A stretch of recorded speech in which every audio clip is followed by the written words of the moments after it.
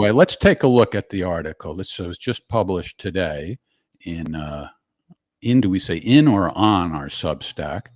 To hell with the peace movement. Scott Ritter says, I'm joining the war movement.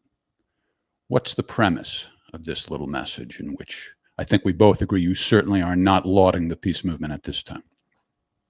No, I mean, I'll just call it as I saw it. I went to Massachusetts and I attended a function in Boston, and I was my stance on Ukraine was challenged by a peace activist who supports Ukraine. And I went, you can't be a peace activist and support Ukraine. You can't be a peace activist who puts a Ukrainian flag on your name. You can't, because then you're supporting people who, look what just happened today. Angela Merkel came out and she said, yeah, Minsk II was always a sham. We only did it to buy time so NATO could build the Ukrainian military so they could launch an attack to take over the Donbass. Wow, that's sort of what Petro Poroshenko, the former president of Ukraine, said, but everybody blew it off as him just being a crazy former president. Now we have the head of the German government saying, no, that's true, which means Emmanuel Macron is also a lying sack of poop, which means Joe Biden is too, because Joe Biden promised Vladimir Putin that he would look Germany, France, and Ukraine in the eye back in June 2021 and say, you must implement Minsk. But we now know it was all a lie, all a lie. The United States, Germany, France were conspiring with Ukraine since 2015 to drag this out until NATO built a Ukrainian military capable of launching an attack on the Donbass and liberating, which means Russia was telling the truth the whole time. Imagine that. So if you have "stand with Ukraine" next to your name, you mean I'm a lying sack of poop, and so is everybody else. It means you support preemptive war. It means you support a war of aggression, a preemptive, pre-planned war of aggression. It means you did not accept diplomacy as a possible alternative to war. How can you be in the peace movement and not support diplomacy? How can you be in the peace movement? There it is. That's my evidence. That the peace movement means nothing if they have the little Ukrainian flag. And unfortunately for the peace movement, they all have the Ukrainian flag. I know there's going to be a couple people out there, I don't have the Ukrainian flag. Fine. The vast majority of you do. You think that Russia's in the wrong, and you think that by supporting Ukraine, you're supporting the cause of peace. All you're supporting when you support Ukraine is the cause of war. You're supporting a preemptive, pre-planned war of aggression by the collective West using Ukraine to attack the ethnic Russians. We're showing quotes from the article as we chat about it. So the person that you mentioned in Boston, sort of you're using as an example, but what about the peace movement in general? I mean, you must have, like you said at the outset, you kind of felt this way all along, right? Well, Jeff, you and I traveled near, here, there, and everywhere, working with the peace movement to stop the war in Iraq, and then to criticize the war in Iraq once it happened. And then, lo and behold, Barack Obama gets elected president, and the peace movement disappears. The wars didn't disappear. The dude won a Nobel Peace Prize for doing literally nothing. Nothing. It was the potential that Barack Obama represented. And the peace movement went, yeah, he won the Nobel Peace Prize. We support peace. They disappeared while Barack Obama attacked everybody, doubled down on Afghanistan, continued to fight the war in Iraq, couldn't really get us out of it. He tried in 2011, went back in 2014, couldn't get out of Iraq. Started sending drones, killer drones out to kill wedding parties in Afghanistan, and murder innocent civilians in Iraq, slaughter American citizens in Yemen, blow up who the hell knows in Somalia. And everybody, the peace movement is just silent because their hero, Barack Obama, is now president. There is no peace movement. There's this movement that claims to be about peace only when a Republicans in the White House, promoting war. But when a Democrat's in the White House promoting war, the peace movement disappears. There's no peace movement. I couldn't agree more. It's non-existent. These are people who want to be perceived as anti-war more than they are committed to being effective. They're really their priority is to make themselves feel superior, and I think that's what's going on. So you want to join, as you call it, the pro-war movement, which I think is actually a great way to phrase it moving forward. And that Well, I'm just reminds being me, honest. I'm being honest.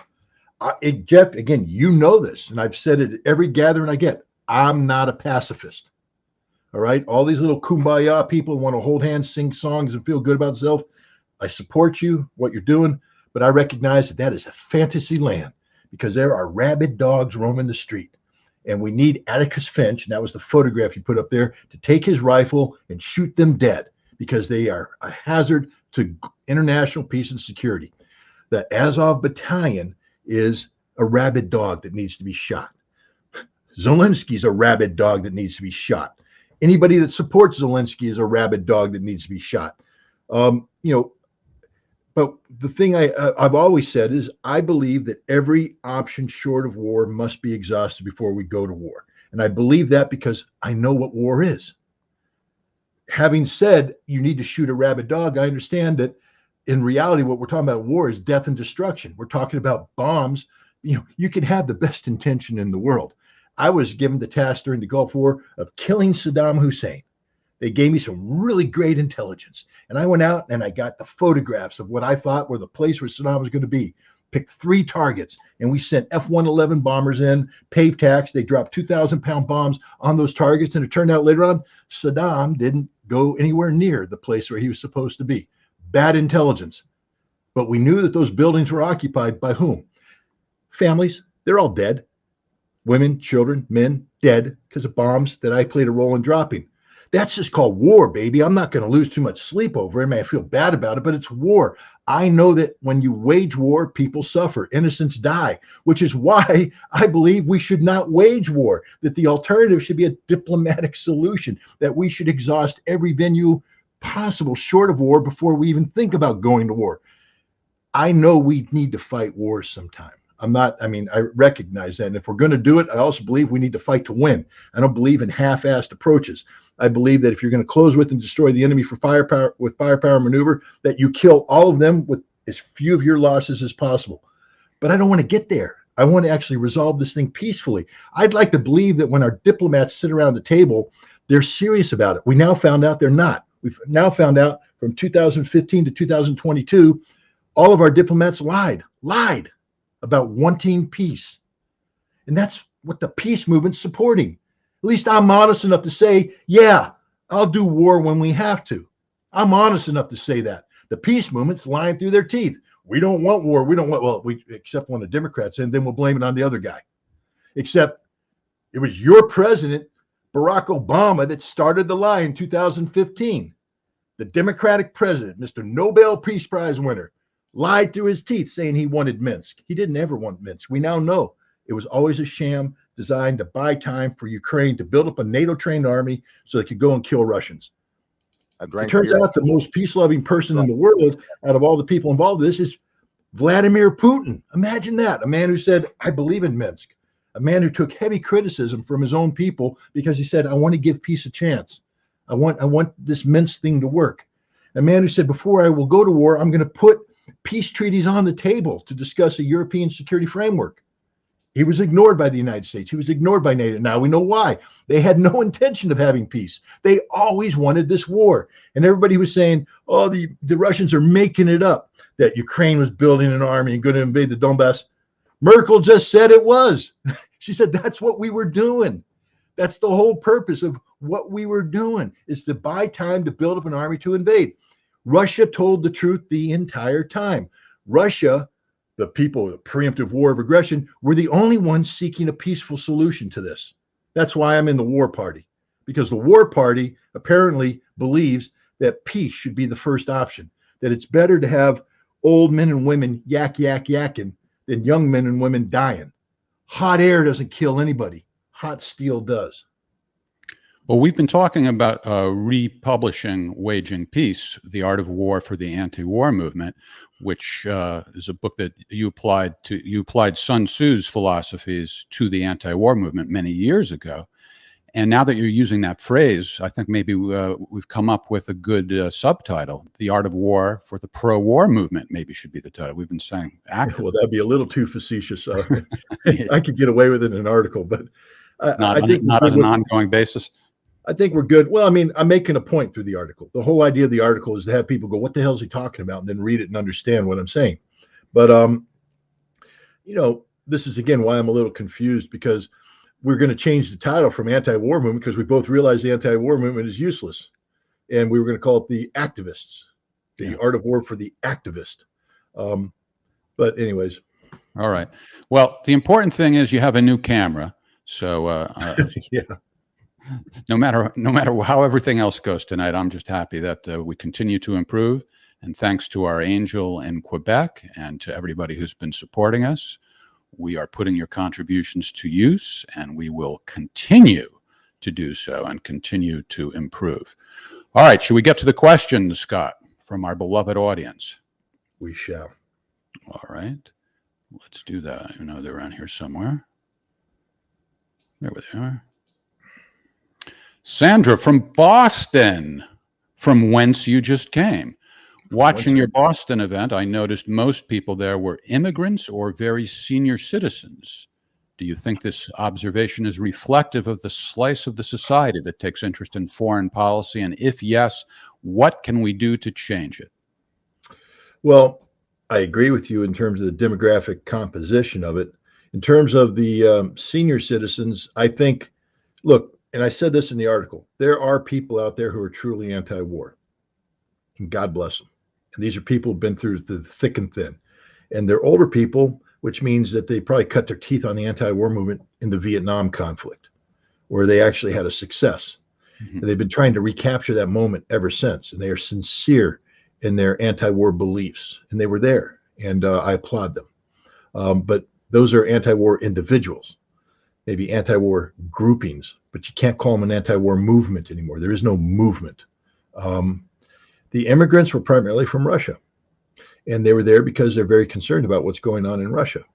I mean, we had other immigrants who are also concerned about the country that they live in, that they're calling home now, is involved in these, wars of aggression, and they're trying to figure out what they can do as new citizens or, green card holders who have a vested interest in this country to try and get it back on track. So they're there to listen.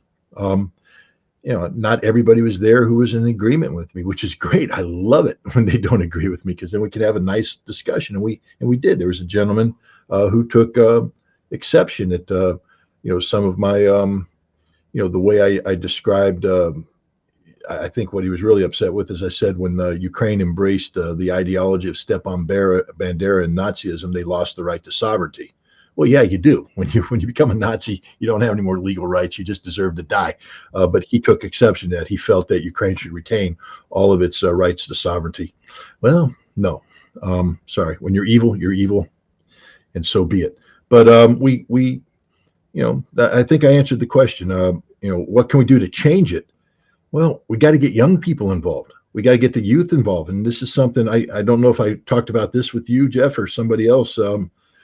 It just seems that the youth of today will rally around Black Lives Matter. They'll rally around transgendered rights, as they should. I mean, please, if that's what you believe in, rally around it. But where are you about peace? Where are you about not going to war? Where are you about preventing the kind of the disaster that's taking place in Ukraine? Where are you about the slaughter of hundreds of thousands of Ukrainians, tens of thousands of Russians? Where are you about the waste of almost $100 billion worth of U.S. taxpayer money? Where is the youth? The youth is silent. They're silent. It used to be in Vietnam, they'd be out in the streets. Why? Well, God, we had a thing called a draft. They all got little draft cards and they got scared. We might have to go over there. But right now, the youth of America are willing to let the Ukrainians fight to the last Ukrainian. And they're willing to send money. And how disgusting is that? That you're willing to let this destruction take place by proxy. You're underwriting it. It's your money.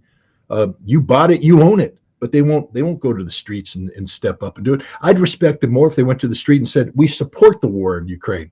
We support this. We hate Vladimir Putin. We want to take him down. Okay, you believe in something. You've made a decision to step out and voice when people are dying. Because you better, if you can't get motivated about this one way or the other, either be pro-war or anti-war, what the hell good are you? And that's how I feel about the youth today. They're useless. Frankly speaking, they're useless. Well, obviously you haven't been to the park lately. Look at this. They had a drum circle for peace. There you have it. And some of these people are right there. some of those people are young. Well, look, you mentioned drum circle. I'm gonna bring this up because you brought it up. In the Gulf War, my parents lived in Santa Fe, New Mexico, and my aunt was alive back then, and she was a big peacenik. So was my cousin. My cousin's still alive today. Wonderful people, salt of the earth, best people in the world. Their whole circle of people were peaceniks. And so I called home, and my parents answered the phone. I'm literally in the middle of a war. Like, hey, Mom, Dad, I got a little bit of time. I got my ATM, not ATM, AT&T calling card, so I can speak for like 3 minutes. Everything's going well. I'm going to pass the phone off to your Aunt Shirley. Okay. Hi, Scott. This is your Aunt Shirley. Hi, Aunt Shirley. We had a drum circle the other, peace drums. We were pounding the drums for peace. And we hope that you heard the sound resonating over and you know that we're with you. And I'm like, thank you, Aunt. Yeah, right. The energy, man. It's all about the energy, you got to. It was all good. I hung up the phone, went back to war because I didn't give a goddamn about the peace drums. It wasn't part of my life. My life was focused on doing the job.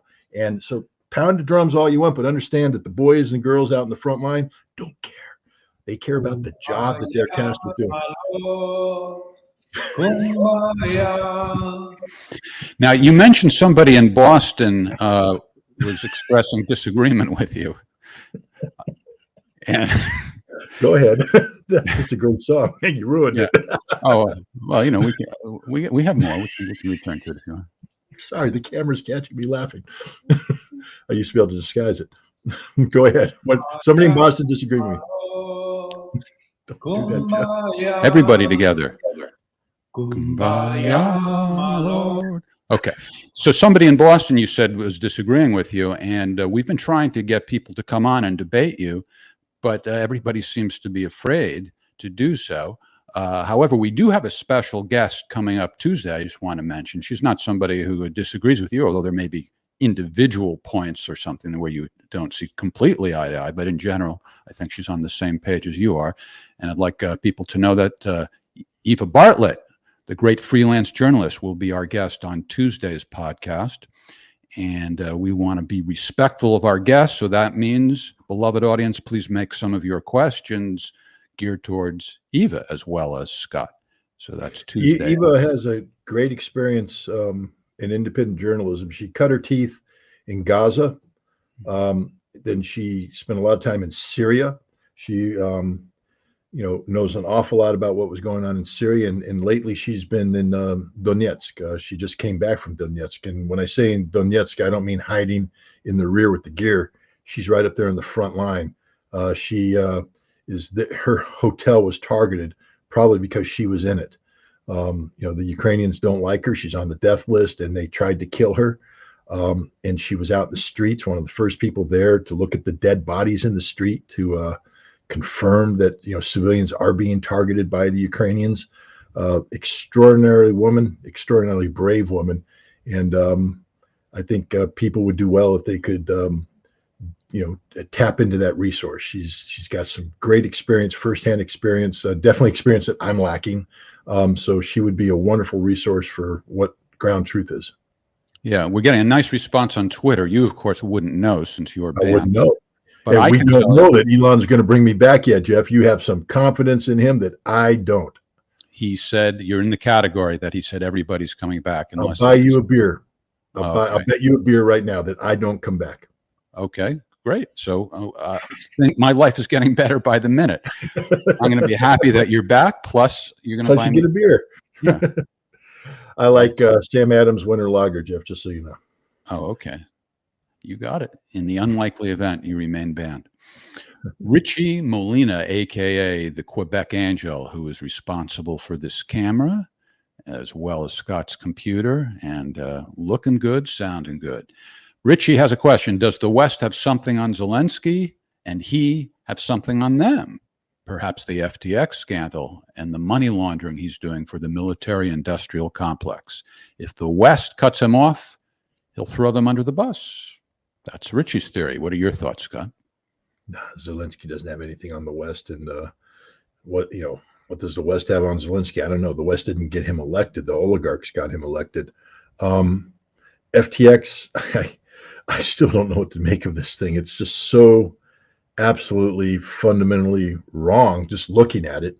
But I keep reading into it, and each individual step I see apparently wasn't a violation of the law. It may have been smelling bad, but it's not. But when you put it all together, it just reeks of money laundering, political corruption. It's interesting when somebody wanted to open up an investigation into it. Eight, or I forget how many, maybe 12 congressmen jumped up and opposed it. And of the 12, 8, 4 Republicans, 4 Democrats, all received a lot of money from FTX in terms of the contributions. So this thing stinks to high heaven. But that has nothing to do with Zelensky holding it. Zelensky's a puppet. That's all he is a puppet. And when he loses his value, let me put it this way. If Zelensky had anything, he tried to open his mouth, he'd be dead before he got a word out. He'd be killed. So Zelensky doesn't have the kind of power. This isn't The Godfather. This is a comedian. This isn't The Godfather as a whole host of loyal people. No one's loyal to Zelensky. Zelensky is a manufactured theme. We pumped him full of hot air. We've elevated him to this superhero status. But without us, he's nothing. Without the propaganda machine, he's nothing. He's a pathetic little punk-ass former comedian who has no power, isn't very smart anymore. I mean, maybe he was, he has innate intelligence. He was a lawyer, so he's smart enough to graduate from law school. But what he's doing right now, he's just being led. He looks lost. He's reading from scripts prepared by others. So I don't believe that's the case. I don't think Zelensky is in order to hold something over somebody, you got to be able to follow through. What is Zelensky? I got this on you, Joe, and if you don't do it, I'm gonna nuke you. Oh, I don't have any nukes. I'm going to send I don't have an army yet left either. What's he going to expose? Anything worse than Hunter Biden? I mean, we got the damn laptop. We got all the evidence we need and nothing's happening. So what's Zelensky going to add to that? Burisma's secret files that confirm what we already know? So no, I don't believe Zelensky's holding anything over anybody. All right. Well, I'm just glad that you told Richie very gently that you don't buy his theory, since he's been so nice to us. What do you want me to do? Lie? I think Richie wants me to tell the truth. No. You told them the truth very nicely. But sometimes it's not so nice. That's what I'm saying. I'm glad that he got the gentle treatment. Of course he got the gentle treatment. The camera will turn off if we don't give him the gentle treatment. He's got something on us. Richie owns us. Speaking of which, Boo-Koo Dinky Day from somewhere in the United States of America. Is Ukrainian air defense really downing all the Russian caliber missiles they claim, or are they exaggerating a bit? What's the real score on the air defense offense showdown as Ukraine goes dark? Well, let's put it this way. Almost every Russian missile that's fired hits its target. The Ukrainian air defense is barely shooting anything down. We know this. Why? The presidency can get up there and say, we're shooting down 70% of the missiles, 80% of the missiles. We're getting better every day. But the energy infrastructure guy comes out and he says, every target, and there's like 270 targets, every target's been hit. Well, how did you hit them, Russia? With the magical multiplying missile? They call it the rabbit. You fire 2 rabbits, and somehow in the middle of the air they meet, and 20 rabbits emerge, and they hit targets. It doesn't work that way. Everything the Russians fire pretty much hits the target. It's just that. Here's the beer money. Yeah, but Jeff's buying the beer. I'm not buying him the beer. That reminds me. I want to thank Pat in Austin, who sent me some wine money, and I'm drinking a slightly better wine tonight than usual. Still under. Oh, I thought it was wine. WHINE. Oh well, that's that too. Scott, you're being mean to me again. Hey, did everybody see the Scott's Thanksgiving video? He thanked us very sincerely. It was very touching, but I can see he's back to his usual self already after. Look, you can only have this much niceness. I know. You wouldn't be you otherwise. Right? All right. Should we move on to the next question, or are you still in the process? I think I answered. The bottom line is the Ukrainian air defenses. But the sad thing is, when you take all these advanced air defense systems and you turn them over to the Ukrainians, they don't know how to use them. They don't know how to integrate. They don't do anything. If you look at Kiev the other day, Russia didn't fire a single missile towards Kiev. And yet Kiev's blowing up all over the place. Why? Because you have amateurs operating systems they don't understand. And they're firing their air defense systems and they're hitting buildings. It's the Ukrainians killing Ukrainians. All right. Smoking Loon Cabernet, by the way, to those who are wondering what I'm drinking. David from Israel, how do you feel about aligning with Marjorie Taylor Greene, MTG? We talked about her last time, or Senator Dick Black, or that coward of a judge who speaks however the wind blows. Is he talking about Judge Knapp? I don't know. I'm not impressed with the caliber of people supporting your views. I notice you tailoring your message to the audience of the show you're on, and I don't see it as honest. Is this guy deliberately trying to piss me off? It's so over the top. I'm getting the calm down. Look, from the live audience is telling me, don't take the bait. Don't take the bait. How do I feel? Okay, let's just take this piece by piece. I'm going to be calm. How do I feel about aligning with Marjorie Taylor Greene? If you knew a fucking thing about what I said about her, you'll understand that I don't support just about anything she stands for, except that she said something nice. If you listen to anything I did on any of the podcasts where I talk about her, in fact is, wow, just today with Cynthia Pooler, go look it up. It's that easy. I said, I don't support almost anything Marjorie Taylor Greene does, but she has been right.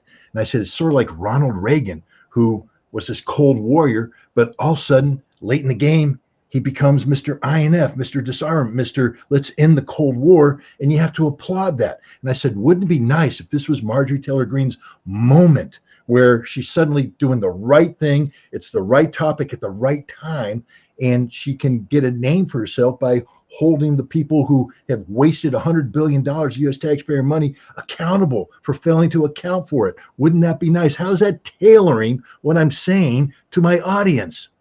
Now, what's the next part, Jeff? Because I want Black, Colonel Black, Senator Dick Black. I guess he's talking about the former Virginia senator, former U.S. Marine Corps officer, former Army officer. He was a Marine Corps pilot, went on and did a couple tours on the ground. How am I tailoring my message when I say, damn, I respect that? I mean, David from Israel, what the fuck is your combat experience, asshole? Do you have half the cojones that Black has? No, I don't think so. And you're sitting here criticizing me because I showed the man respect? Or, the coward of a judge, Judge Napolitano is a coward. Look, he's 71 years old. He'll kick your ass. And if he doesn't, I will. Coward of a judge. And you're accusing me of speaking however the wind fucking blows? Do you know anything about me, asshole? Not a goddamn thing. Stop it. Okay, now I'm in trouble. I got in trouble. I'm not impressed with colored people who support my views. Well, I'm not impressed with you, Mr. Was it David from Israel? Yeah. I mean, and I'll add to that. It's ridiculous to criticize somebody like let's say theoretically these people, that who agree with you are the worst people in the world. The idea that somebody who's evil or stupid or anything agrees with you is like, it doesn't make any sense to blame the person, because every great person who's making excellent points has all kinds of people out there in the public who agree or disagree. You can't hold the opiner responsible for who agrees with him. And Judge Napolitano, he interviews me. He asks the questions that I answer. And so you're saying that I tailor my answer to his questions? What kind of lunacy is this? And the place that Judge Napolitano and I agree on is the importance of the Constitution. Now, David, if you're from Israel, maybe you don't understand how important the Constitution is, because Israel doesn't have a Constitution. But we do. And it's something that we swore our lives to defend with our lives. The judge is an honorable man. Now, maybe he is more libertarian than I am or less libertarian than I am. I don't know, and I don't care. I like the judge, but I can tell you this: if the judge and I sat down at the table over beer or whiskey or wine, whatever, we may disagree on things, and we'll have it out friendly, respectfully, as you do with anybody. There's no one out there that agrees with me 100%. My live audience doesn't agree with me 100%. I don't, for that matter. Jeff definitely doesn't agree with me 100%. Don't Jeff, get me started on what. You know, I know. On the topic. That's right. We're not going to talk about that. But the point is, Jeff and I can't say we hugged it out because it's long distance, but we did long distance hug it out. Sure, we have differences of opinion, but who cares? That's permitted in America. But I don't tailor my response to anybody. I think people should know that by now. If I did, I actually wouldn't be on the show because I'd be very rich with my own Fox News program, living in a penthouse suite in New York City because I sold my soul to the devil. Would have been very easy to do, but I didn't take that route. Yeah. To put it mildly, David is not very good at evaluating evidence. Eugene from Toronto. No, I actually think David did that on purpose. I think that was a question designed to get what exactly he got, which is to get me in trouble. Yeah, we keep getting Gonzalo Lira questions too that I think are also designed to get you right. Yeah. Well, but I usually just ignore it. I usually just ignore them. I didn't even mention Gonzalo Lira just now. You didn't even hear the. I didn't hear it. I didn't hear it. All right. No, Eugene from Toronto. Rumors are circulating that Chrystia Freeland is being considered for Secretary General of NATO. Is she a legitimate contender, and does she have a chance of being named to the role? Well, good God, take a look at Jan Stoltenberg. I mean, if they made him the Secretary General, they could make Mickey Mouse Secretary General, or in this case, Minnie Mouse. Look, you know, she's the Deputy Prime Minister of Canada. So, I mean, that's pretty big. Pretty big job. Canada, or is she illegitimate? I mean, the Canadian people elevated to that level. If her name's put out there for Secretary General, I would imagine that name wouldn't be put out unless it had the support of the United States. So, yeah, if they're serious about that and her name's out there, yeah, she could be the Secretary General. Is she a serious candidate? Sure. But, I mean, is she a good candidate? I don't know. What's NATO about? Is NATO a defensive alliance that's not looking for war? Or is NATO an alliance that is underwriting a neo-Nazi movement in Ukraine? Oh, that would be nice to get Chrystia Freeland to get involved in that because she is a neo-Nazi. She literally is. She grew up being trained as a Banderist, worshiping Western Ukrainian ultranationalist. She's a white supremacist. She's everything bad. So she's perfect for NATO right now. Yeah, if you look at it that way, she's highly qualified. Yeah. All right. Do you mind if we stay in Canada for a bit longer and visit with Mike Nolan? Would that be okay, sure. Sir? All right. I'm good with it, Jeff. Yeah.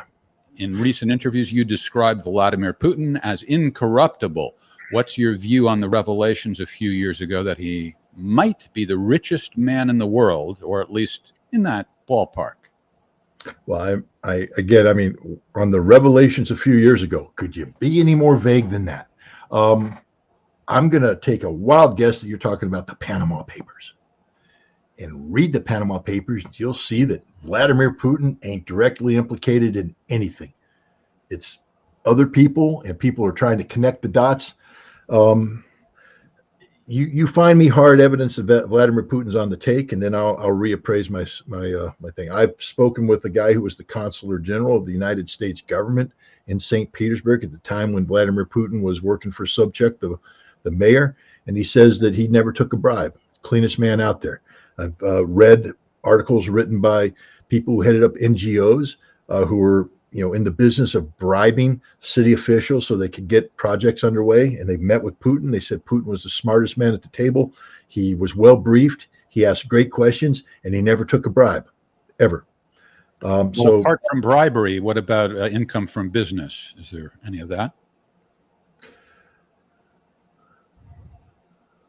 Well, I mean, I don't have his tax returns, so I can't sit here and tell you that I know all of his tax returns. I would imagine Vladimir Putin is like any other politician who starts with nothing, that you align yourself with with, people who are capable of, funding. Russian elections aren't funded like in the United States, but I think the biggest sin that I can find that involves Vladimir Putin is it's a charge leveled by Mikhail Khodorkovsky, I think. Khodorkovsky. Sure. We'll just talk amongst ourselves while you read. Oh, no. You were just holding it I'm up. just saying. See, I've read the book. I'm not making shit up. I thought you were going to start reading it. No. And he had a meeting with Putin, and it was published. It was broadcast on TV. And it's a meeting where this is after Putin's put the oligarchs on notice to stay clean and don't get involved in politics. But he said pretty much, I'm going to forgive your past sins, because he knows that they committed a lot of sins. And one of the things that Khodorkovsky did was that he basically stole Yukos, an oil company, bought it. I mean, I think he paid $300,000 for a multi-billion-dollar franchise. It was just theft, outright theft. But that's what happened during the Yeltsin years. And he was complaining because somebody close to Putin had submitted a bid for another oil company that Khodorkovsky was trying to buy, and that bid was higher than the assessed value. And so the feeling that Khodorkovsky said is that that this money was being then kicked back to, and he said to Putin, but then I dug into that. Putin had nothing to do with that. It got kicked back to people who were setting up a political party. And so that money was going to be used to create a political party that was pro-Putin. Did Putin know about this? I don't know. But Putin didn't get enriched by this. So the idea that Putin is the richest, because this is what we're talking about here. We're talking about the richest man on the planet with billions of dollars. I don't think so. I don't think so at all. Because Vladimir Putin used to be the head of the FSB. And so he understands what happens when you are corrupted. He understands how the moment you enter into the dark world of corruption, people own you. People can control you. And the president of Russia ain't owned by anybody and isn't controlled by anybody. All right.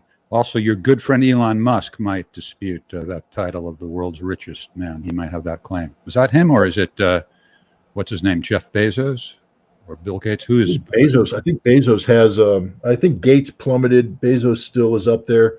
And Musk, I don't know. It depends on the valuation of Twitter now. Right. Well, it's just as long as you have enough money to buy me the beer. That's the important thing. Well, that's up to you, Jeff. Okay. Danny, Sheffield, England. How long do you think Russia has been preparing for this inevitable showdown with NATO? Do you think Russia has enough artillery production capacity to meet their demands should this war drag on for years? I believe that Russia, if you go back and take a look at at various speeches made by Putin and the cause and effect relationship of various historical events.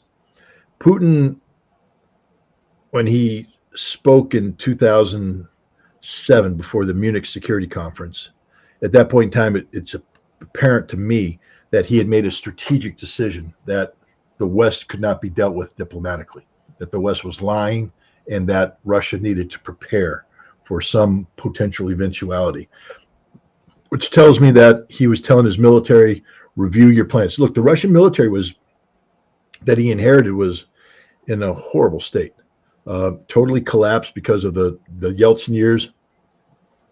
They had lost a war in Chechnya. They were in a second war with Chechnya that was eating up their resources. The Russian military was underfunded, decay, everything. And he turned it around. But it's a gradual process. It can't happen overnight. And, so he had to do a couple things. He had to invest into research and development to build newer weapon systems. And then once they identify these systems, you had to build a military capable of defending all of Russia. And as you do that, each district has responsibilities, and each responsibility is attached to a war plan, and each war plan is attached to the potential munitions requirements, which means you have to task defense industry to meet that requirement. And the Russians are heavy on artillery, so that means a lot of artillery ammunition is going to be, socked away for this. And so from 2007, he's been building this up. In 2008, he fought a short war. Not he wasn't president at the time. He was prime minister, but they fought a short war with Georgia. That was only a 5-day war, but and the Russians won, but they didn't look good doing it. I think there was, first of all the Russians said glowing things about the Georgian infantry. They said, my God, these guys are shooting, moving, communicating. They're doing stuff that we can't do. We don't have this flexibility. And had there been more Georgians, or they're better armed, they might have done a better job in beating up on the Russians. But the Russians just came in with massed artillery, massed tanks, and that was all she wrote. But the Russians walked away and went, wow, if that's what a NATO-trained military does, we need to be careful. So Russia started re-equipping. And you saw the proof in the pudding in 2014 when the little green men started running around Crimea, because those weren't your traditional Russians. These were contract soldiers, professional soldiers, well-equipped, modern communications, modern equipment, sound tactics, etc. And people went, well, that's a different kind of army right there. And then from 2014 on, Russia's been singularly focused on defending themselves from a NATO assault. You've seen them up their equipment, etc. But even then, they've been slow. I mean, if Russia was totally preparing for this conflict, why'd they only go in with 200,000 guys? I mean, that, they went in low numbers. And they've identified some problems. But I think the question was, does Russia have sufficient resources, ammunition, etc.? Russia has more than enough ammunition to fight this thing. Not only have they stockpiled it, but they have their defense industry online right now, just cranking the stuff up. They've built additional production lines. They're just cranking this ammunition out. Not just this ammunition, missiles, and not just missiles. They got new stuff. When the Russians say, we got stuff you haven't even seen yet, they sort of mean it. And you're going to see appearing on the battlefield coming in, stuff we haven't seen yet. And it's going to be stuff that's going to blow people's mind.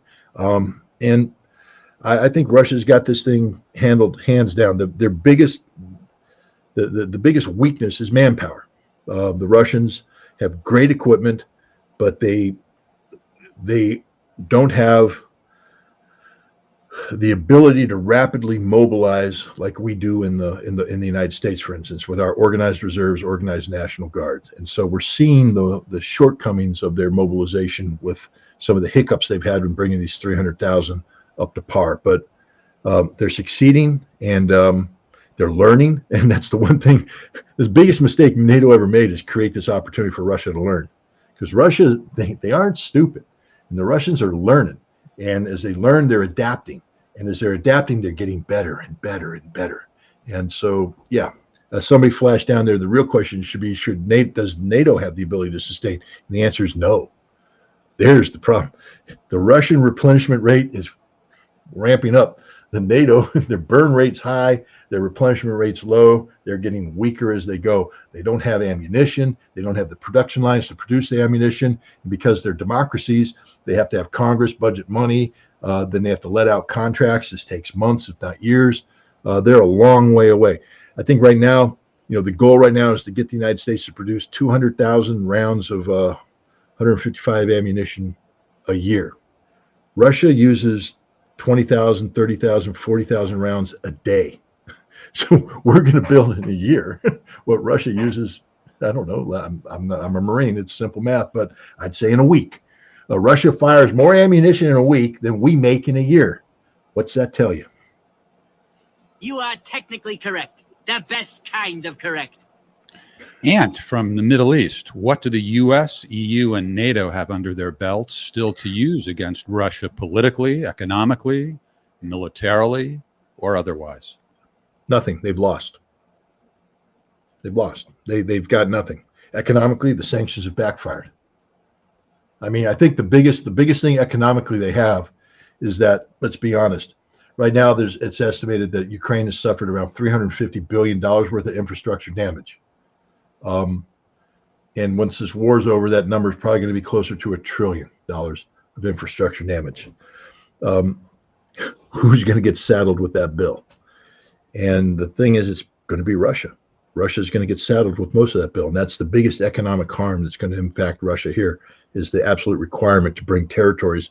And I think when this war ends, it isn't just going to be the 4 territories they've already assumed control of. There's going to be at least 4 more. Odessa, Mykolaiv, Dnipropetrovsk, and Kharkov are all going to be part of Novaya Rossiya, but they're going to be devastated. And Russia's going to have to bring them up to Russian standards. You know, back in 2014, when the Donbass was saying we want to be independent, one of the reasons why Russia didn't bring them in is that all the economists went, we can't afford to bring the Donbass up. And this is before the war. We can't afford to bring the Donbass up to Russian standards. Ukraine is so fundamentally broken. Nothing has been improved since the time of the Soviet Union that, you know, if we bring them in, we're going to bankrupt ourselves. Look at Crimea. When Russia took Crimea, absorbed it, you know, it wasn't a budgeted event. It was something that happened, but there was no budget to support it. So what Putin did is turn around to all the governors and say, each one of you are going to have to take a slice of Crimea, and you're going to have to be responsible for developing that up. And he did. He put that out there. The governors came in, and look at Crimea today. I mean, it's doing well. They brought Crimea up to Russian standards, which are quite high, by the way. I know here in the West we don't believe it, but Russian standards are quite high. But now to bring the rest of Ukraine up, it's going to be a nightmare, an absolute nightmare. So that's the biggest economic card the West has. But at this point in time, I don't think Russia cares about that. Diplomatically, you know, Russia's improving relations with everybody. We're not. NATO's fracturing. The European Union's collapsing. So where's that? Politically, it's not Russia that's under crisis right now. It's everybody else. Look at the Germans.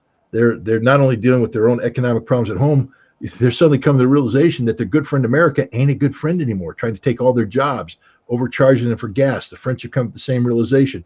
Britain's collapsing as we speak. The Italians, they're the Italians. So, you know, the Europe's got, there's nothing. Militarily, NATO's a joke, literally a joke. It's a laughing stock.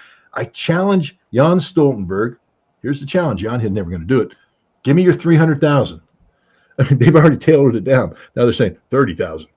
We can do 30,000. You can't do 30,000, Jan. You got nothing, nothing. And where are you going to get the money from? From the failing European economies?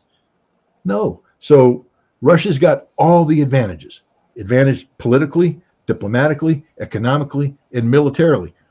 This is Russia's war to lose. Now, Russia's capable of losing it if their leadership makes the wrong choices. I think that the clock is not a friend of Russia. I think, you know, Russia's going to have some unparalleled military advantages occurring sometime in the next month or so. And if they don't take advantage of these military advantages, can I take advantage of the military advantages? Can I say that, Jeff, or is there another way to say that? Well, we'll give you a pass on that slight redundancy. Thank you. If you can't take advantage of the, it's advantages. If you can't take advantage of the advantages, then this window of opportunity may never come again. Or if it does, it's going to come at great cost. But right now, Russia's going to, again, the point I make all over the time, 10 to 15 division equivalents are showing up on the battlefield next month, and Ukraine's got nothing. 10 to 15 divisions, nothing. It's Russia's war to lose. Nick Wilson, the island of Britain. I think you've made it clear that your ideology has changed over the years. If you were starting your career today with the ideology you have now, do you still think you'd be given the sorts of opportunities you got back in the day? Well, I can say this. The Marine Corps never once asked me what my politics was. Never once. So I believe I would have rolled into 5th Battalion, 11th Marines, the same. Say, you know, it's not about my ideology. The question is, if my ideology was different, would I be the same person? You know, that's, you know, but it's about me more than it is about other people. The Marine Corps never once talked about politics. Marine Corps is as apolitical as it gets. So if it's purely about how others view me, I would have been given every opportunity. When I went to the on-site inspection agency to do inspections in Russia, they never asked my idea. One of my best friends is a card-carrying member of the ACLU who voted for Dukakis back when I was supporting HW. And we would have these debates at this Russian restaurant where he and I are just going at it. We're best friends, sort of like me and you, Jeff. And and the Russians are looking at it going, they hate each other. No, they're best friends. This is okay. They're just having a political discussion. But if ideology was a litmus test, then one of us shouldn't have made it. But we both made it because in the military, they don't care about your politics. They literally don't. The same thing when I went to the United Nations. No one asked me about my politics. So the real question is, if I had different ideology, would I have done the same things? And I have to probably say no. I mean, why did I go in the Marine Corps? I mean, that was an ideological decision for me to serve my country. I was a Ronald Reagan Republican. Had I not been a Ronald Reagan Republican, I might not have gone in the Marine Corps. Who knows? Who knows what the world would have been? Elvis has not left the building because he has a question for you, all the way from Germany. The entire political spectrum in Germany is corrupted by U.S. interests, so says Elvis. Change can only come from outside of the established political parties. Would you agree with my idea that we need more extreme failures to speed up arriving at a tipping point? You know that old saying, things have to get worse before they get better. Well, I agree with statement one. Mm-hmm. The entire political spectrum in Germany is corrupted by U.S. interests. 100% correct. Change can only come from outside the established political parties. I agree with that statement 100%. Here's the difficult part. Because while I agree with them, I'm not happy about agreeing with them because I don't want pain to come to the German people. I'm not sitting here gleefully saying, I hope they all freeze to death and I hope their economy fails. I hope they lose their jobs. I hope they do this. I actually hope the exact opposite. I want nothing but good things to happen to the German people. I would love their factories to be working. I would love their great German workers to be getting the great German salaries they get so they could go on great German vacations and have great German healthcare and great German education system. I would love that. But it's not going to happen because of the political and economic elite.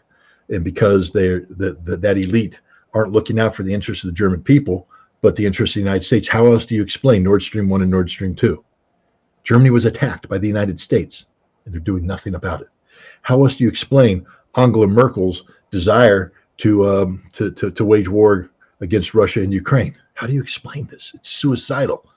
So, but again, here's the thing. It doesn't matter what I want or believe. It's going to happen.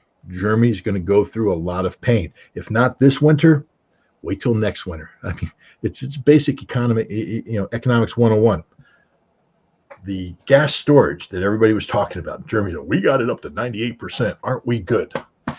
Not really, Germany, because you see 57% of that was cheap Russian gas that you don't have access to anymore. And you had to fill up the rest of it with that expensive liquid natural gas. And because you don't have a pipeline supplying you, you're going to use this because that reserve was only supposed to be when the pipeline had a hiccup. You had a couple months worth of gas there in case there was a hiccup. There's a permanent hiccup right now. There is no gas coming in on the pipelines. So that reserve is going to go down to zero. And then you got to fill it up again over the course of next summer. But you don't have the cheap Russian gas. You got that expensive American gas, and you're going to have to spend money you don't have. So you're not going to build that reserve up. So what's going to happen in the winter of 2023? You're going to freeze to death. And that's it for Germany. So the pain's either going to come this. We'll find out what the threshold for pain is for the German people. Is it going to be sufficient this winter to promote revolutionary change, people in the streets demanding the fall of a government? Or are they going to ride it out, make it out, and it's going to happen next winter? But it's going to happen. Germany can't get out of this cycle because they blew up the damn pipelines. You see, Germany could have gotten out of this by saying, we just want to turn on the pipelines and flow the gas. They don't get that option anymore. America took it away from the Germans. So, yeah, unfortunately, the revolutionary change is going to happen. I don't know when the pain threshold is going to be met, whether this winter or next winter. We'll see. Plastic Patty from Ireland. Is there any possibility that Ukrainian strategists are so demented as to think it a feasible strategy to limit the oncoming Russian offensive by throwing away the lives of tens of thousands of conscripts as human speed bumps? Well, they did it this summer. When the Ukrainians withdrew 40 to 50,000 men to go get them trained to NATO standards. They literally threw hundreds of thousands of conscripts to the front with no training, literally no training. They said, we grab you, here's your weapon, go.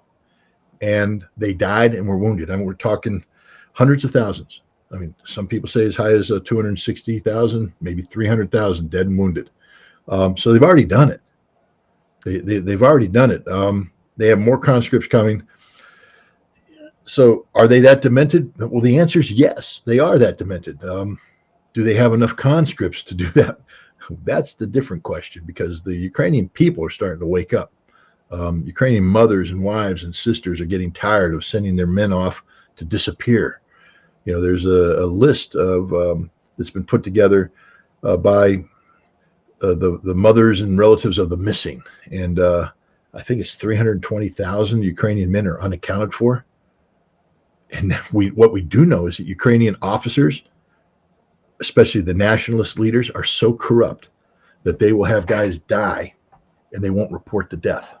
They will call them missing, because if you report the death, then death benefits have to be paid out to the family. But that doesn't happen in a corrupt nation like Ukraine. So the wife with the kid or kids is sitting there going, my husband's there, but I'm not getting his salary and I'm not getting letters. He's not calling home. Where is he? They said, he's missing. Okay, but what about me? They don't care. They literally don't care about the women, the children, the people. That's how demented these people are. Is there any policy as to how long somebody can be missing before they get the benefits, or that just could go on forever? Well, policy implies rule of law. It implies people who care about the law. Mm-hmm. I can't tell you if there's a policy in Ukraine about that. I can tell you that it doesn't matter as long as and here's the double thing. Oh, you little Ukraine flag waving Americans, you peacenik. We're paying for this. The salaries of the Ukrainian soldiers are 100% paid for by the United States of America. We pay for everything because Ukraine doesn't have a functioning economy.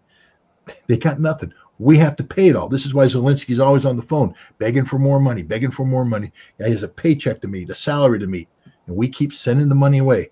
So the money we think is being used to pay the soldiers and the death benefits isn't. It's going into the pockets of the corrupt nationalist defund Ukraine. Yeah, that'd be great.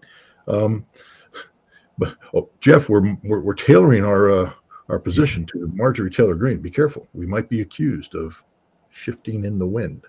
But no, it just disgusts me that we're sending money off, and we're basically underwriting corruption. And the people that are suffering, it goes beyond simply the soldier at the front who gets killed. It's the families in the rear who are being denied the benefits that they should get when somebody dies at the front line. And again, if Marjorie Taylor Greene was there, that'd be a hell of a question to ask. The United States has set aside so much money for death benefits. Have we paid any death benefits? Who gets the death benefit and who doesn't? There's another interesting question. Why are some people getting the death benefit and others aren't? Are bribes being paid? Does a wife have to go to a commander and sign over a certain percentage to get the body back to bury it? But as the Russians, as they take the land, they're finding rotten corpses of the Ukraine. The Ukrainians abandon their dead. There's no even interest in. It used to be that the Russians could call them up and say, "Hey, you want to go get your dead? We'll get our dead, and we'll do that." The Russians love to retrieve their bodies. They need to get them home. The Ukrainians are abandoning their dead, and as the Russians are advancing, they're finding trenches full of rotten corpses. Corpses have been there since summer, abandoned by the Ukrainians. Who abandons their dead? Who does that? Well, apparently the Ukrainians do, because they're the lowest form of pond scum in the world. Okay, let me try that name. Amerikchop Unkaba from Irkutsk, Russia. Alexander Chirkov. What? Yeah, Alexander Chirkov. Oh, Chirkov. I thought you said something else. No, I didn't, Jeff. You're dirty-minded. Which countries or organizations should sign the agreement or agreements, plural, on a new European security framework so it will work? NATO and Russia, Russia, Germany, France, and the USA, every country of Europe, Any other suggestions? I think he's out of the options there. He's out of options. Well, I mean, who could Russia trust now? Can they trust the United States? No. And the United States literally violates every treaty we ever entered with Russia. NATO, you can't trust NATO. Germany, France, we just saw what Germany and France did with the Minsk II Accords. How can you trust them again? First of all, let's start with the new European security framework. I think a key element to that, let's put it from the Russian perspective. When the Russians put it forward, they were willing to sit down with NATO and talk with NATO. So they recognized there needed to be two elements to this. There needed to be an agreement with NATO as an institution. There needed to be a separate agreement with the United States. That's why they did 2 draft treaties, each one tailored for their respective targets. That still has to be the case. The United States is going to have to change its strategic posture towards Russia, which right now is designed to contain and subvert. That's the whole policy of the United States. Contain Russia, subvert Russia, undermine it, attempting some sort of internal domestic unrest that will remove Vladimir Putin from office. So Russia can't allow this to happen too much longer. So Russia's saying we need guarantees, which means you can stop interfering with us and we'll stop interfering with you and we'll sign treaties to make that happen. With NATO, it's got to be about creating a corridor of pseudo neutrality. Russia's not asking for the current NATO members to stop being NATO members. They recognize that Poland is a NATO member and will be a NATO member as long as there's a NATO. Same with the Baltic states. But what they want is they don't want NATO to be front loading the NATO borders along Russia with military equipment. They want to bring it back. And in exchange, they'll have to sort of pull back. We had a treaty that did that. It's called the Conventional Forces in Europe Treaty. But thanks to the United States and NATO, it's no longer viable. Well, why are you blaming NATO for everything, Scott? I don't know. Maybe because NATO expanded and allowed the Baltics in. And when the Baltics joined in, that changed the the balance of power equation. And Russia went, whoa, what about the Baltics? Are we going to count their men, their tanks, and all that stuff for the CFE algorithms? And we went, no, they weren't NATO members when we signed the treaty, so they're not covered. And the Russians went, but they're right on our border, and you got to count their military. That's the whole purpose of the CFE. Didn't work, so that treaty's gone.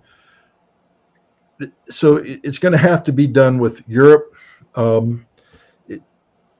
It'll have to be done with NATO as long as there is a NATO, and it'll have to be done with the United States separate from NATO. Of course, the United States is a NATO member, so it's going to be part of whatever NATO treatment is, but there's also going to have to be a relationship between Russia and the United States.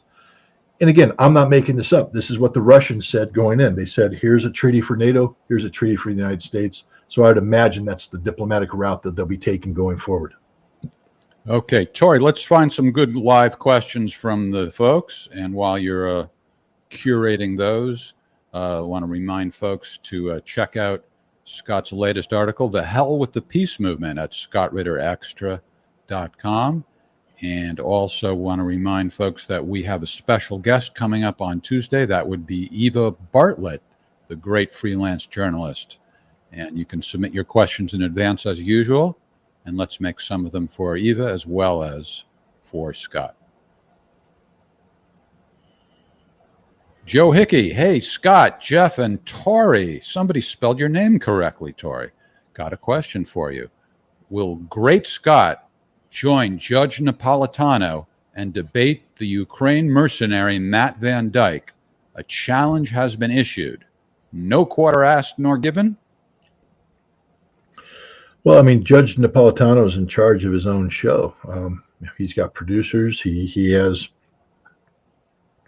I'm in no position to call him up and say, here's what should be done. I mean, if the judge is watching this and he saw it, if you think that's valuable to do, I have no problem debating Matt Van Dyke about anything. But that's purely up to the judge. If you want a true debate, let's keep the judge out of it, because I don't feel comfortable imposing, my vision of it's his program. It's a successful program. It's successful because he runs it the way he wants to run it. If he thinks a debate like that would be valuable, I'll do it. But Jeff, why don't we get Matt Van Dyke? Why don't we have a debate with Matt Van Dyke? I'll add him to the list of people who are afraid to debate you, but okay, I'll ask. What about Marjorie Taylor Greene? Should we invite her to come on? Sure, I'd love to talk to her about what her vision is for holding the Democrats accountable for the wasted billions of dollars. All right, I'll ask her. I'll ask Elon Musk too, so you can personally thank him for bringing you back on Twitter next week. Alphonse Van Werden, thanks for the contribution, Alphonse. Hi, Scott. Was the Polish defense minister right in gifting forward the German Patriots to Ukraine? Well, I mean, no, he's not right. He's an idiot. First of all, I think NATO's made it clear that while they seek to improve the air defense capabilities of Ukraine, they're not getting Patriot batteries. Because the Patriot batteries, as NATO said, are only good for defending NATO airspace. Let me put this on to the Ukrainians. The Patriots couldn't stop the Iranians from firing drones against Saudi Arabian oil fields. You think the Patriots are going to stop similar drone technology from impacting your strategic infrastructure? No, Patriot ain't that good. Not that good of a weapon system, but it doesn't matter. The Patriot radar is pretty effective, and the Patriot radar, here's the danger. Germany did provide Poland, not provide Poland, but they did deploy to Poland 2 batteries of Patriot missiles right up to the Ukrainian border, which is the first. Why is this dangerous? Because now the radar extends into Ukraine, which means the missiles could target Russian aircraft in Ukraine. And this becomes a problem going forward if Ukraine ever decides, or NATO decides, to create a no-fly zone. They already have in position the pieces necessary to enforce that no-fly zone, which means the Russians are probably looking at saying, every time I come into that area, I need a strike package set aside to take out these batteries. And when you got NATO planning to shoot down Russian airplanes and Russian planning to destroy NATO missile batteries, you're sort of just one step away from actual war. It's a dangerous situation. The Germans should never have done this. Okay. We're getting some support from the people for the Elon Musk idea. I'm going to work on it. There's somebody in our world, by the way, who knows him. I won't mention his name. Carlos Bonilla, Mr. Ritter, much respect with an exclamation point. A question. That's what we want, Carlos. When can we expect the blowback from endless lending and handouts to Ukraine in the U.S. and EU? Thanks. Well, in the U.S., the only blowback will be political in nature. I mean, we operate a printing press. That's our economy. So it's not like, we're going to run out of money, because all they'll do is they'll go hit print. We might run out of paper before we run out of money. I guess we don't use paper anymore. It's some sort of cloth thing. But, the U.S. economy is a joke. We just print money. The real problem is going to be political. And if Marjorie Taylor Greene can actually follow through on this line of question, if the Republican Party will let her. But here's the problem. The Republican Party supported this war.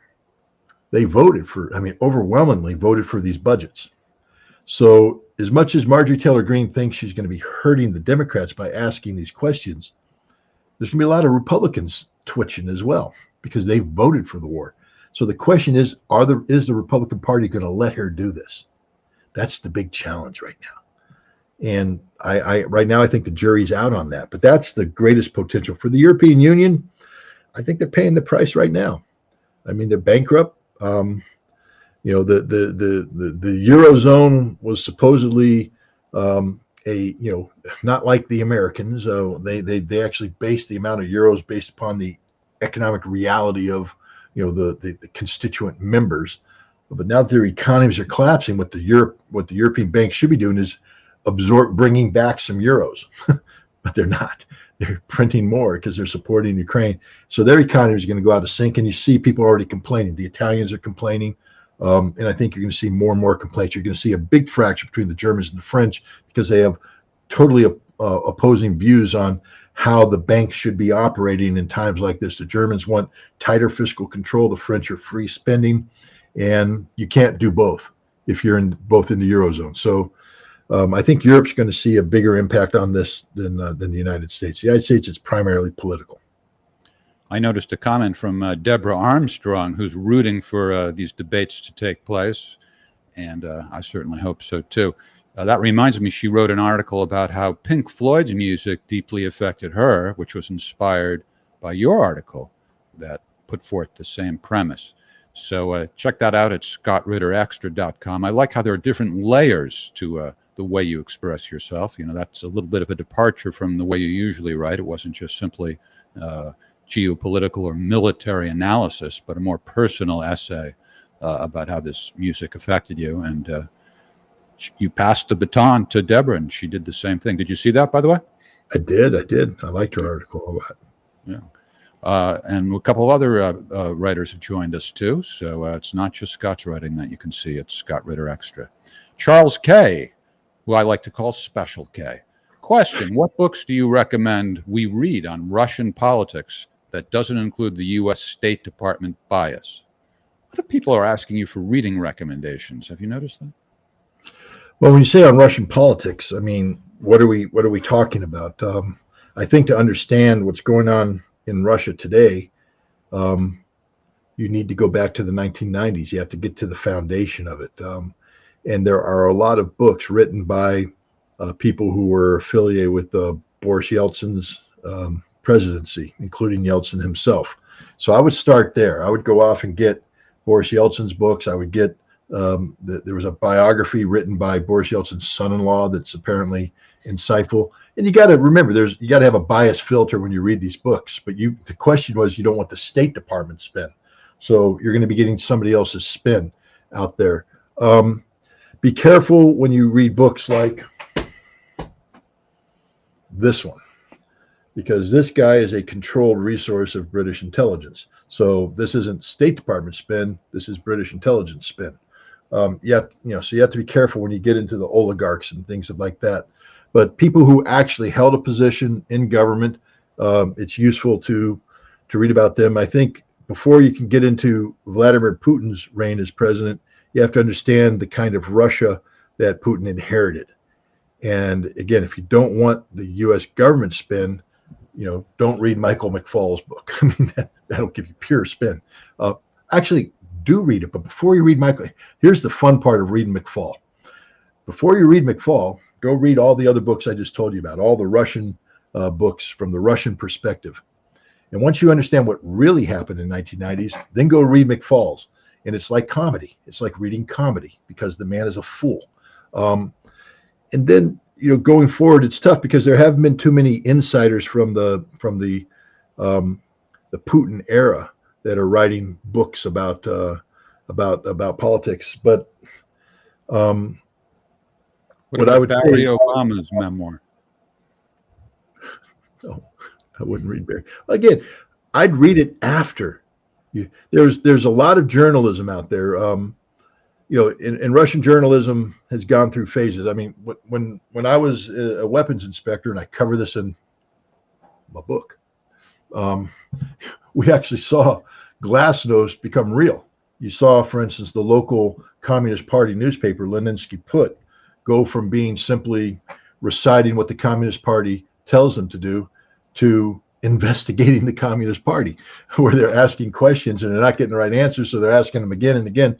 And great insight into the Russian mind and how Russia worked. And so even though there's not books about the Putin era, there's some good journalism out there. The journalism gets a little less good as time goes on, not because the journalists want to be bad, but when you have an ideological conflict, and that's what you have to understand, from 2005, 2007 onwards, Putin knew that the United States was trying to undermine him, trying to overthrow him. And one of the ways we did that is through these projects of, we call it democracy, but we'd send in USAID and NGOs, and they'd build these media companies. And the idea was, we're going to create freedom of press, freedom of speech. It wasn't. These were propaganda outlets that used freedom of speech as a cover to tear down Russia from within. And so the Russians had no choice but to respond and eliminate these. But in doing so, you end up suppressing free speech. And so the quality of journalism in Russia has degraded over time. And I'm not blaming Putin. I'm saying that the United States and Great Britain were using journalism as an outlet to tear down Russia from within, and the Russians responded. And this is why I say you always have to have a bias filter. You have to be aware of a historical timeline, and as you read things, you have to understand what the perspective is and what the conditions are that somebody's writing. But read Russian sources. But be careful. Heavily. If you read, what? Sorry, never mind. My mistake. Okay. I was playing something that Obama talked about in his memoir. I drank beer heavily and tried drugs enthusiastically. Okay, sorry about that. Might explain his foreign policy. But when you read a Russian source, be careful that you're reading a Russian source from inside Russia and not an immigrant source from outside. There's some people that I would not recommend that you read. People who write for the New Yorker, people who write for Atlantic, people. I'm not going to give names because I don't want to get sued. But okay, let's move on. What else you got, Tori? Klaus Watney, John Fossey Project. Check. Thanks for the contribution. Is it possible to identify who are the warmongers in the Biden administration and State Department, and who's the moderate forces? Who will win? That's an interesting question. Well, the warmongers are every political appointee because they serve their political masters. So the Secretary of State is a warmonger. Jake Sullivan's a warmonger. Everybody that's appointed by the Victoria Nuland, a warmonger. Who are the moderates? Some of the career professionals within the State Department who have been trying to do deployment, but they've been most of them are resigned and discussed because there hasn't been a good president in so long. Under Obama, a lot of people thought, first of all, the State Department was gutted under George W. Bush. Mr. I'm going to go to war against Iraq. A lot of people that had, that had invested in diplomacy saw the invasion of Iraq as being the wanton violation of international law. So they resigned. They went on to do different things. So a lot of people that stayed were people who were inclined to support that kind of action. And this is the establishment we're talking about. And then you have to talk about the new people coming in. Why do you join the State Department? If you're joining the State Department under George W. Bush, that's because you view how he's using the State Department as a vehicle of global domination as the right thing. And so that ideological mindset's being brought in. And then Barack Obama comes in, and ostensibly we're supposed to be doing something completely different. So maybe some of the Bush high-ranking guys are pushed aside and some political appointees are brought in from Obama. But we now know that Obama wasn't Mr. Peace. He was Mr. War. In fact, many of the people he brought in were more aggressive than the people that they replaced. And then after that came Trump, and Trump just gutted the State Department, gutted it altogether. And now you have Joe Biden coming in, but Joe Biden is Barack Obama. It's all over again, the same people. So I don't think there's that. I don't think there's that many moderates left. I think people that are in the establishment are in the establishment because they've made moral compromises, and they've made compromises of personal integrity for the past 20 years. And they're survivalists. They're people who understand that they had to make compromises to survive, compromises to succeed. So I think everybody's a warmonger right now. I don't think there's any genuine, proponent of peace. If you're in the U.S. government, you have bought into the rules-based international order and the notion that America is an exceptional nation and that the world should revolve around the American, the American singularity. I would love to be able to get along with Russia. So that was Trump saying he'd love to be able to get along with Russia. And, he was mocked for that, but that's actually a pretty valid point to make.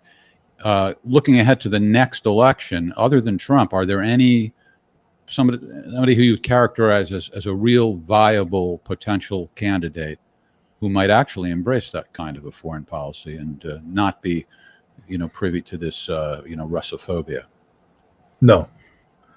There's some candidates who could challenge Trump, but there's no candidates who are viable and would embrace that. I think to be viable today, you have had to have embraced Russophobia, and until we change that mindset in the American people, until the American people become accepting of the need and the importance of being friends with Russia, there's not going to be any impetus for change.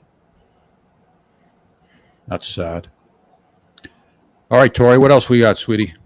Dylan M., do you think this war will end with a permanent NATO presence in Western Ukraine?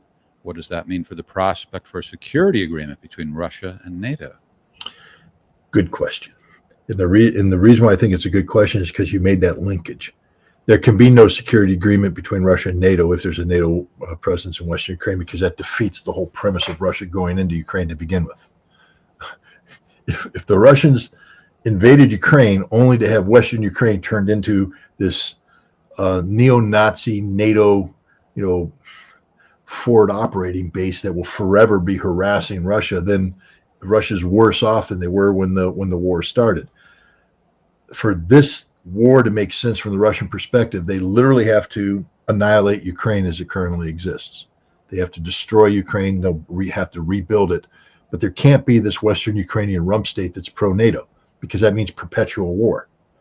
Now, I don't think there's going to be a NATO presence in Western Ukraine, because Russia has said we won't tolerate that. And NATO so far hasn't shown a proclivity to test it. But here's the danger. I had a interview with a gentleman, and I'm going to mispronounce his name. The first name was Apti, and the last name is, I have it written down here. Oh, there it is. Aladinov. He's a Chechen commander in Ukraine, in eastern Ukraine right now, fighting. He's a major general in the Russian National Guard, etc. But he's in Lugansk area, and he said, when we listen to the radio chatter that's going back and forth in front of us, hardly any of the voices are speaking Ukrainian. He said, at the beginning of the war, they were all speaking Ukrainian. Now, hardly any are speaking Ukrainian. A lot of English, a lot of French, and a whole bunch of Polish. The vast majority of the people fighting the Russians on the Lugansk front right now are Polish. Now, the interesting thing about it is that English speakers, French speakers, and Polish speakers are NATO. Those are NATO languages. So there's already a NATO presence. It's just not an official NATO presence. And, the moment the Poles decide to stop sheep dipping their troops, that is, to bring them into Ukraine and make them wear Ukrainian forces and appear to be Ukrainian forces, the day they say, nope, they're Polish and they're on the soil, that's the day Russia goes to war against NATO. Did anyone see Hillary and Condoleezza Rice with Jon Stewart? No. Is that on his new show, a recent thing? I would imagine. I didn't see it. I've heard about it, but I haven't seen it. Oh. Okay. David De La Mora. Do you think the Collective Security Treaty Organization could open and expand in favor of BRICS nations in a short future? Well, BRICS is primarily an economic form. I mean, it's exclusively an economic form. There's no security aspect to it. The Collective Security Treaty Organization is primarily a security organization, and its membership is not a complete match at this point in time. But I do think that eventually we're going to get a coinciding of the CSTO membership and the BRICS membership of sufficient numbers that they are going to be one and the same. So what you're going to have is a unified security economic policy, similar to what you get between the G7 and NATO, because you have so much overlap there. And I think that's the direction they're heading with the CSTO and BRICS. Except I will say this: the CSTO is sort of a self-limiting organization, whereas BRICS is expansive. The CSTO right now won't include Saudi Arabia, but Saudi Arabia is ready to join BRICS. Although one of the most fascinating things that's going on is Turkey has applied for CSTO membership. Turkey is a NATO member. And now we have a NATO member who wants to be a CSTO member at the same time. That is Turkey's been accused of straddling the fence. This is the ultimate fence straddling, and I'm enjoying watching Erdogan, play this juggling act. It's fascinating that he thinks he can join the CSTO and be a NATO member at the same time. It's mind-boggling, but it's fascinating. Ritter has said, that would be Major Ritter to you, Ederson, No, has Scott. said that, Scott, has said that Russia can't afford to lose the war. If so, can America afford to lose in Ukraine? Of course we can. We're losing. We're going to lose. I mean, it's not an existential struggle for us. If we lose the war in Ukraine, which we're losing and we're going to lose, how does it impact our lives here at home? Ask yourself that. Average American, close your eyes and imagine a world where Russia wins the war in Ukraine. Now open your eyes and your world hasn't changed at all. Zero. It's the same world. For the Russians, however, they close their eyes and they lose the war in Ukraine. They open it, everything changes. It's all over for Russia at that point in time. So we got Russia that's literally fighting for its life, and America that's fighting for what? Reputation? Hell, our reputation's shot. Look at Afghanistan. It's not like we really care about losing a war. We lose them all the time, apparently. We're going to lose the conflict in Ukraine. You see American politicians already lining up and recognizing that reality, and it's not going to have any impact, which tells you, again, when people say, well, who's going to win this war? I sort of go, my money goes on the side of the side that can't afford to lose it, and that's Russia. All right. Some people in this country might be more concerned about losing control of the debate. And we'll see if my prediction for Twitter comes true or not. That, to me, is the most interesting development on the horizon. Anton Marinkov. You really want that beer, don't you? It's wine, Scott. By the way, Smoking Loon, I don't know who recommended it. I know Pat funded it. I'm not sure if it was Pat Noble or somebody else who recommended Smoking Loon. It's great. Only like a couple of dollars more than what I've been spending. It's absolutely great. I'm drinking the Smoking Loon Cabernet right now. Mr. Ritter, what are the odds of North Korea launching a nuke on USA or a USA ally? How would this impact Eastern Western powers? The odds are 100% if the United States attacks North Korea, or if North Korea perceives that the United States is getting ready to attack North Korea. And that perception thing's, it's tough because the United States has already admitted that it's actively training to carry out a decapitation strike. I mean, I don't know what we're thinking when we admit these things, but we fly a package of 30 to 40 airplanes straight at the North Korean border, making a beeline to Pyongyang, which isn't that far over the border. And then last second we break off just to see what the North Koreans do. And we've admitted that this is a training for the decapitation strike, that one day those planes are just going to keep going. Now you're the North Koreans and you say, we've just declared that our nuclear weapons are a deterrent force and that we will use them preemptively if we feel that we're about to be attacked. Gosh, what are we trying to do? Goad North Korea into launch? Because let me tell you, when North Korea launches their nukes, Seoul is going to disappear first. It's the shortest distance. The next place it disappears is Tokyo.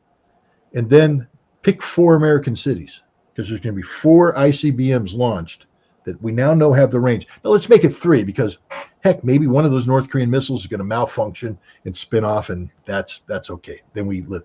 Pick 3 American cities. And here's the pro hint, guys. We can't shoot them down. All that money we spent on missile defense, can't shoot them down. We are building a missile defense against the rogue North Koreans. They got a missile that'll defeat any missile defense system we have. So pick 3 cities, and that missile can hit anywhere in America. So, Los Angeles, Seattle, Denver. Let's just pick those 3 cities. They're gone. Bye-bye. We can't stop it. So again, let's ask ourselves, why are we flying a strike package straight at the North Korean border? Where's the sanity in this? And there is none whatsoever. And that's the genius of Donald Trump. You can hate him all you wanted, but Donald Trump went, that is stupid. That's why he stopped those exercises.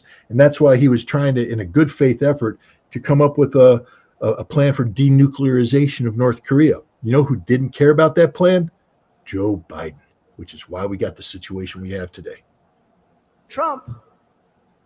With all due respect, that's a bunch of malarkey. All right. Above my pay grade. Come on, man. Tori. Oh, thank you. I'm sorry. I didn't see. Paul Wolf. He's a regular viewer. I've seen that name pop up quite a bit. Thanks, Paul, for your support. Appreciate the loyalty and the consistency. What do you think the Russians mean when they say they want a new European security framework? They want a framework that removes offensive NATO strike capability from the Russian border.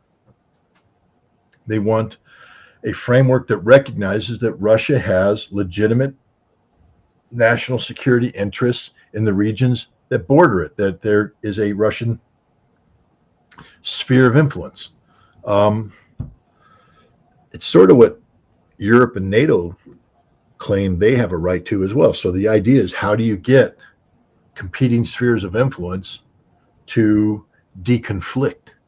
And that's what the Russians want. They want to deconflict two competing spheres of influence. That means that no NATO in Ukraine.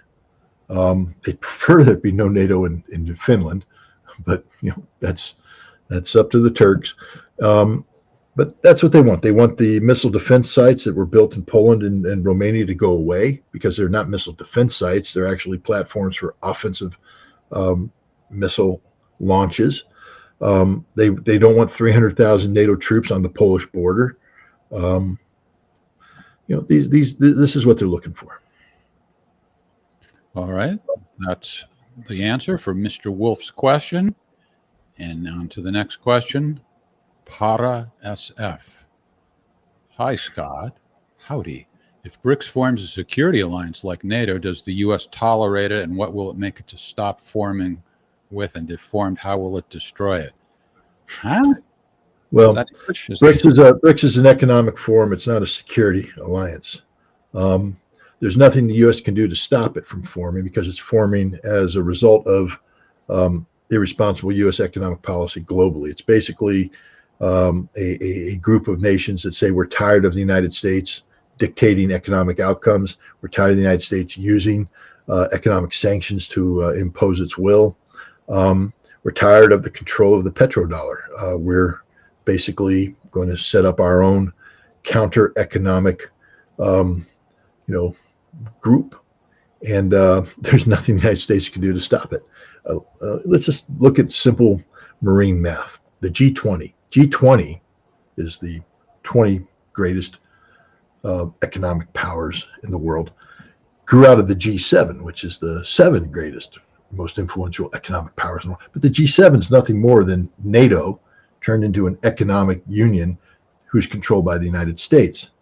The G20 was supposed to be the ability of the G7 to project its design onto a larger global network of nations who are going to be responsive to the dictate of the G7. Want to know how successful that is? Let's take the G20 and get rid of the G7, and we have BRICS.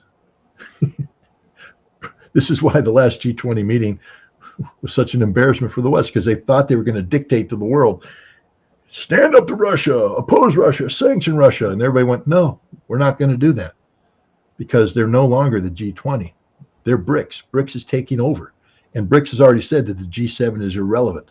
BRICS has come out with a formal statement saying, we don't care about the G7 anymore. We don't care about the rules-based international order. We care about us. And they're going to break with the petrodollar. You already see that they're encouraging trading in currencies other than the dollar when it comes to oil. It used to be you couldn't even consider buying oil on the global market without the petrodollar. Now you have Saudi Arabia, one of the great oil producers, saying, no, we'll sell it to the Chinese for their currency. We'll sell it to everybody for their currency. We don't like the dollar anymore. We don't like the euro anymore. That's BRICS. BRICS is doing well, and there's nothing the United States can do to stop it. All right, Tor, you're coming up with some good questions for us, and thanks to the audience, as always. Scott, what do you think of Donald Trump hiring John Bolton and not renewing the INF treaty? Donald Trump, here's just a statement of reality. Donald Trump was an outsider who got elected president without any backing by the establishment. And most presidents, when they become president, fall back on the establishment.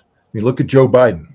You know, where were all the people who are currently populate the political appointees, you know, the political appointed positions in the Biden administration? Where were they during the Trump administration? Were they in government, in office? No, they were off in academia. They were at think tanks. They were plugged in here, there, and everywhere in the establishment.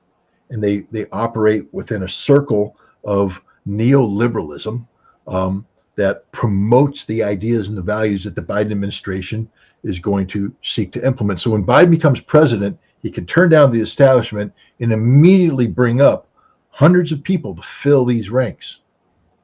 And you create this image of a seamless transition. Trump becomes president. There's no establishment for Trump. There's a Republican establishment, but the Republicans hate Trump. That's why 17 of them ran against Trump. He has nothing. So he's forced to. I mean, he tried early on to have his one guy that he trusted, Mike Flynn, become national security advisor, and Flynn got tossed. So now Trump has to turn to the establishment, but the establishment doesn't want to play a game. And if they do play a game, they want to play a game that they control. So the establishment said H.R. McMaster. McMaster came in, but he was a little too reasonable when it came to for the INF Treaty and for the JCPOA, the Joint Comprehensive Plan of Action, the Iran nuclear deal. So Trump went, well, McMaster's is playing the moderate establishment thing. I don't want that. I need to go hard. But see, Trump was, when he said he wanted to go hard, it always meant I was bluffing. You know, I need to put on a front here so that then I can play the negotiator back here. But he brought in John Bolton to be his national security advisor, and Bolton just sabotaged everything. Bolton didn't believe in giving Trump a chance. Bolton was handpicked by the establishment to undermine the Trump. Bolton is a traitor to the United States of America because Donald Trump was the commander in chief, and Bolton came in specifically to destroy the Trump administration, and he succeeded. He succeeded. He two of the greatest mistakes that Trump made from a foreign policy standpoint were withdrawing from the JCPOA and withdrawing from the INF Treaty. And that's John Bolton. Do you think there's also anything to that old saying that, you know, you should keep your friends close, but keep your enemies closer? Could that be possibly what motivated Trump to, you know, align with somebody like Bolton? Well, I mean, if it was, and he failed because Bolton just stabbed him in the back. Bolton undermined him. Bolton lied to him, lied to the president of the United States. Again, yeah. Under normal circumstances, he should be arrested and tried for treason. Well, I think if they win, I should get all the credit. And if they lose, I should not be blamed at all. Okay. Well, you know, he should be blamed for not really going for it. But it was, I have mixed feelings. I think you do too, that, you know, it was a very difficult situation that he was in. He was never given a chance. He was never given a chance to succeed by Congress and by the establishment. You said Russia will win the war in Ukraine, but what happens after the war, once the dust has settled and the map has been redrawn? It's up to Russia to define the extent of their victory. I believe, and again, I had a discussion today. I did a podcast with Joe Lauria in Consortium News, and I also did some. I think Mark Sloboda was on there. He's an analyst who's based out of Moscow, and Mark disagrees with me on the importance of the treaties. He agrees to me that the time those two treaties that the Russians put on the table in December of last year, that was genuinely Russian policy at that time. But he says today Russia's not interested in those treaties.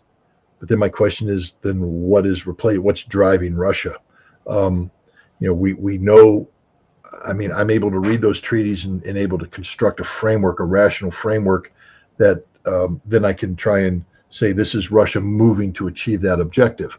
And to do that, you have to have a decisive military victory that denazifies Ukraine, that it basically shows Europe that Russia cannot be defeated, and therefore the best outcome is a negotiated settlement. But if Russia stops short of that and leaves this rump state, that's perpetual conflict now. And perpetual conflict actually is what NATO needs to survive. NATO needs relevance. And if you leave this cancerous Western Ukraine that's pro-NATO with perpetual war, you've just given NATO permanent relevance. And Russia can't do that. Russia has to remove that. So when the map is redrawn, if Russia hasn't redrawn it in a way that takes Ukraine totally out of the equation, Ukraine is no longer something the West can be interested in because it doesn't exist in a manner that allows the West to be interested in it, then NATO suddenly loses relevance, because if Russia stops there, they're not a threat to NATO. And NATO will have to choose between bankrupting itself at a time when their economies are crashing to try and build up this Jan Stoltenberg hypothetical military capability, or recognize that they need a diplomatic solution. And I think right now Europe is leaning towards a diplomatic solution. And that's where the European security framework comes in. But if it's not a European security framework as outlined by the Russians, what is it? What do the Russians want? And normally the Russians are pretty good about letting people know what they want. I mean, the one thing you can't say about the Russians is that they say one thing and do another. The Russians pretty much say what they're going to do, and then they try to do it.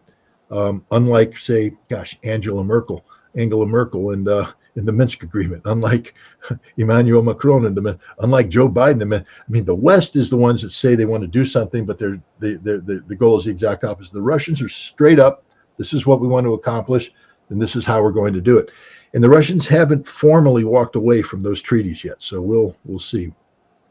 Okay. If we take 3 more questions, that should take us up to the 2-hour mark. Does that sound about right, Scott? It sounds about right, Jeff. But first, have you asked me about my book? Do you have a book out by any chance? There's a rumor going around. I'm a little unclear about. Oh, ask me about my book. Okay. You mean this one, Jeff? Oh, yeah, right. I forgot about that. Thanks, man. Thanks for asking about my book. What's the title of the book? It's Disarmament in the Time of Perestroika, Arms Control and the End of the Soviet Union. It's written by this former weapons inspector named Scott Ritter. He was actually on the ground making this treaty and implementing this treaty. He was there when all this stuff happened. He tells amazing first-person stories, and he also dives into the history of the time like nobody else does, and it's insights. And how I know the author personally, and if you buy the book, I can probably convince him to sign it for you. Wow, I like a guy who refers to himself in the third person. That's the sign of prestige and modesty. Of narcissism and arrogance.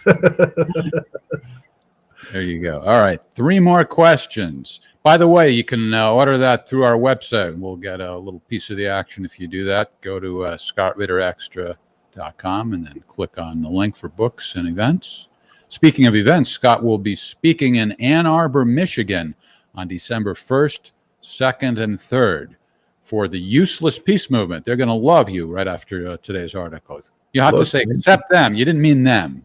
No, I mean them, and I'll tell them straight up. I mean, I'm not hiding from this. It is what it is. If you have little Ukrainian flags next to your name, you're useless because you're not the peace movement. You're a war movement. Well, that's going to be an interesting. That's going to be an interesting 3 days. It should be. There's another one too. Another speaking engagement that's coming up in the near future. And that's December 16th here in Del Mar, New York, at the Bethlehem Library. I will be speaking at the library and signing books. Wow. All right. We'll have to put that info on the website also. I know. I just found out today. So. All right.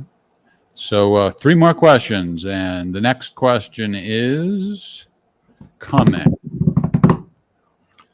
Waistri Bear. Why not MOAB, Bakhmut, Avidakova, and end this? The mother of all bombs. That's what that stands for. One, I don't know if the Russians have the equivalent of the Moab. 2, given that its delivery system is a C-130 that slides a pallet off the back, so a slow lumbering target. As bad as the Ukrainian air defense system is, I would imagine that'd be an easy one to hit. But that's let's move away from the specific weapon. Why isn't Russia just leveling the crap out of this place? And that's a question I can't answer. I can't answer that question. I have to tell you that they fire a lot of artillery, but why is Russia could bring to bear enough firepower on the Bakhmut area. The FOAB, the father of all bombs. Well, that's the nuclear one. I don't think we want to go nuclear here. I think you saw about the Tsar, the Tsar bomb, the big 100 megaton super bomb that the Russians dropped on Novaya Zemlya back in the 1950s. Not their first, but it was the biggest hydrogen bomb ever dropped. But I don't think they're going to go nuclear. But I don't understand why the Russians haven't concentrated all the firepower in the world right on Bakhmut and eliminated it.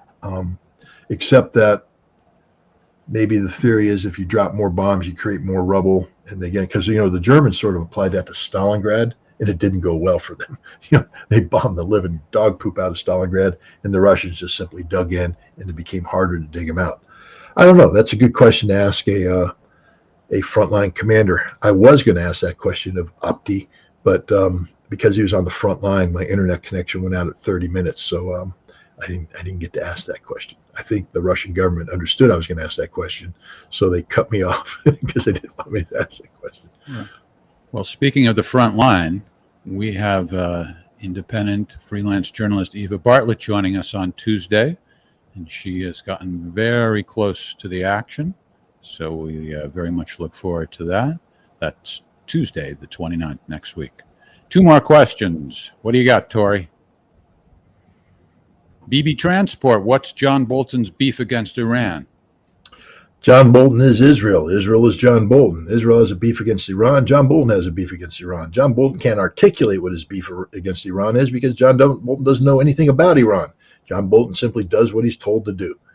He's a liar. He has lied about weapons of mass destruction from day one. He doesn't know anything about them except how to articulate that they exist and they're a threat. John Bolton couldn't tell you anything about the Iranian nuclear program. He can't articulate what its components are, what they do. He couldn't even tell you how the Iranians articulate that there's a peaceful nuclear program. John Bolton's sole job is to be the mouthpiece of Israeli intelligence. That's it. It's been said he's a genocidal walrus. What do you think of that? He's genocidal. That's an insult to walruses, though. All right. Did we? Is this the last question or 2 more? I can't remember. Is this the last question? Tori, is this the last question? Did we do? Are you there, Tori? You could do 1 more after this. Yes, it is. Sorry, I didn't. That's all right. Added to the stream. You want to do 2 more, Scott? We'll do 2 more. All right. Seeker, what reason does Russia have now to forgive Western Europe, like what was done after World War II? The only reason Russia has to forgive Western Europe is that Russia recognizes that it doesn't need perpetual conflict with Europe. I mean, Russia's never been about perpetuating conflict. Russia is looking for peaceful coexistence. I don't know about forgiving Europe, but I think Russia can move on. I don't know. It's hard. I mean, again, I learned a lot when I talk to people like Mark Slobodin, and I learned a lot when I talk to Eva Bartlett, because I'm sitting here thousands of miles removed, and I'm trying to get into the mindset of Russians. And here's a guy that straight up said, he said, you do know that through their sanctions, they were trying to make the average Russian suffer. It wasn't about making Putin suffer. They're trying to make the average Russian suffer. They were trying to bring down the Russian economy so that Russians actually could die. And you want us to forgive them? We're never going to forgive them for that. And that's sort of a wake-up call. I mean, the Russians were attacked by the West through these sanctions. These weren't, political sanctions against Russian leadership. These were sanctions designed to destroy the Russian economy. That means that Russians lose their jobs. That means that Russians lose their homes. They lose their health care. They lose everything we here in America say is essential for life. And we were trying to strip that away from the Russians. So why in God's name would they forgive us? What we better hope is they don't want to exact revenge on us, that they don't want to do the same thing to us that we were trying to do to them. And I don't think they want to, because the Russians are actually far more mature in their global approach to peaceful resolution of problems than we are. For instance, give you an example, stunning thought. They were serious about the Minsk II Accords. They actually thought that when you sat down with the Germans and the French under the Normandy format, that this was actually going to lead to a negotiated settlement. They believed Joe Biden when he said, I will tell Anthony Blinken to make Minsk implementation our #1 priority. Biden lied, Merkel lied, Macron lied, they all lied. But that doesn't mean that Russia's going to change its desire for peaceful coexistence. So I think I answered the question. Yes, you did. And now we have come to definitely the last question of this week's episode of Ask the Inspector. With a new camera. By the way, there you have a little piece of food in the caught between your two front teeth. I can see because of this. Don't tell that to Marina because she's going to believe you, and then I'm going to get in trouble. Jean-Michel Dupont at Scott Ritter. Oh, that's a very technical way, a very Twitterish way of communicating. Were you involved in bioweapon inspections? It's good that he specified who the question is directed at, because there's so many other possibilities here, but this leaves no doubt it's you. I personally think that gain of function research is already a violation of the BWC and is almost as concerning as nuclear weapons. We're going to start off by saying this. I never carried out an inspection under the BWC because nobody inspects under the BWC. Thanks to the United States, the BWC does not have an inspectorate. So no inspections are carried out. If you have a problem with the BWC, you bring it up to the United Nations Security Council, and then the Security Council is supposed to take action. Wow, Russia has a problem with the way the United States was building biolabs in Ukraine, but they brought it up to Security Council and the United States vetoed it. So the BWC is an absolutely useless vehicle because there's no teeth to it. There's no backup. It's not like the OPCW, which even though it's useless, does have an inspectorate. But I did do bioweapons inspections. I was a jack of all trades in the United Nations. I was the guy responsible for hunting down the hidden weapons capability of Iraq in ballistic missiles, chemical weapons, biological weapons, and nuclear weapons. And I have done actual bioweapons inspections where we've gone in and we've done the swipes, the swabs, we've taken the samples and we look for the documents, the whole work. But our work was governed by the mandate given to us by the Security Council. And that meant that we were dealing with identifying specific agent production capability, etc. We did not get into gain of function research. That was not part of our mandate. I'm not disagreeing with what the gentleman is saying. I know exactly what he's saying. Gain of function is the research that some people believed led to the creation of the COVID-19 virus. And it has the potential of being as dangerous. I mean, just take a look at the pandemic. They tweak this, they tweak the virus a little bit more and it becomes, lethal on a scale of, say, Ebola was. You have a world, you're annihilating a good portion of the world's population. So, I'm not disagreeing with his point, but I'm saying that, one, there are no BWC inspections. Two, the inspections that I carried out related to biological weapons did not include investigating gain of function research. All right. To recap, Scott has a new article out on Substack called The Hell with the Peace Movement. He's joining the pro-war movement. Wait, just a second, Jeff. Hello, Ann Arbor? You're canceling the events? Oh, please don't. I want to come and I want to have an honest-to-God conversation with you about the state of the peace movement. The hell with the peace movement? Yeah, I did mean that, but I want you to join the war movement. Okay, thanks. Sorry, Jeff, I had to take that call. That's all right. If it weren't for the fact that the wind chill factor in Michigan is probably minus 50 this time of year, I would love to be there to watch the fireworks. It's going to be minus 70 by the time they're done with me. Well, it's going to be fireworks, that's for sure.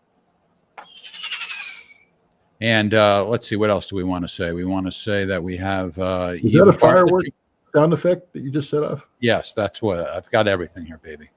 Okay. It doesn't... That's supposed to be fireworks anyway. I don't Triggered my PTSD, Jeff. Oh, sorry. And also, let's remind folks that Eva Bartlett will be joining us on Tuesday. And if you want the info on the Ann Arbor events, go to scottritterextra.com. Oh, I forgot to rewind that. That's why that's not playing. There we go.